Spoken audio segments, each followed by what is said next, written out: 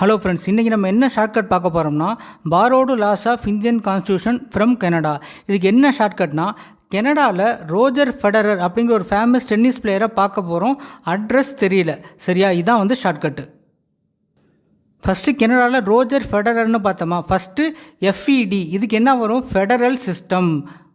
Second என்ன பார்த்தோம்? Address தெரியலன்னு பார்த்தோமா, அட்ரஸில் ஏடிடி, அதுக்கு வந்து அட்வைசரி ஜூரிடிக்ஷன். அடுத்தது ஆர்இஎஸ்க்கு ரெஸ்டியூட்டரி பவர்ஸ். இப்போது ஃபஸ்ட்டு பார்க்கலாம். Federal system with strong centre அப்படின்னா மண்டல மாநிலங்களை விட மத்திய அரசு அதிக அதிகாரம் கொண்டிருக்கும் ஒரு கூட்டாட்சி அமைப்பு. அதுதான் federal system with strong centre. அடுத்து அட்வைசரி ஜூரிடிக்ஷன் அப்படின்னா எஞ்சிய அதிகாரங்கள்.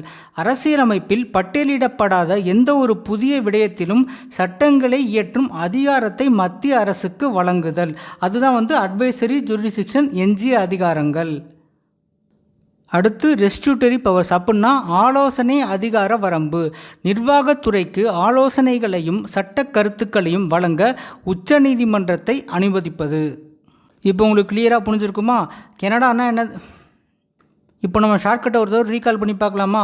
பாரோடு லாஸ் ஃப்ரம் கனடியன் கான்ஸ்டியூஷனுக்கு ஷார்ட்கட் என்னது? கனடாவில் ரோஜர் ஃபெடரரை பார்க்க போகிறோம், அட்ரஸ் தெரியல. இந்த ஒரு ஷார்ட்கட் ஞாபகம் வச்சுட்டாலே உங்களுக்கு இது மறக்காது.